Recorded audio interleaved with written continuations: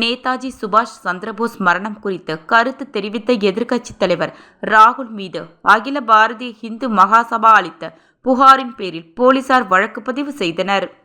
ஜனவரி 23ஆம் தேதி நேதாஜியின் பிறந்தநாளை ஒட்டி லோக்சபா எதிர்க்கட்சித் தலைவரும் காங்கிரஸ் எம்பியுமான ராகுல் பதவி ஒன்றை போட்டிருந்தார்.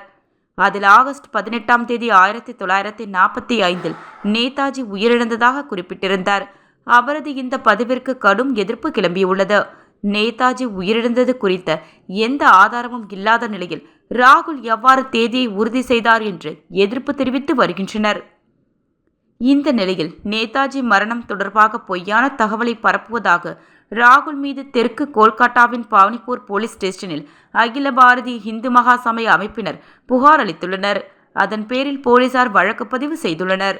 இதுகுறித்து அந்த அமைப்பின் மாநில தலைவர் சந்திரசூட் கோஸ்வாமி கூறுகையில், ராகுல் மற்றும் அவரது கட்சியினர் இந்திய மக்களிடம் உள்ள நேதாஜியின் நினைவுகளை அழிக்க முயற்சி செய்கின்றனர். இவர்களை இந்திய மக்கள் கடுமையாக தண்டிக்க வேண்டும். நேதாஜி குறித்து பொய்யான தகவலை பரப்பினால் அவர்களுக்கு எதிராக நாங்கள் போராடுவோம் என கூறினர்.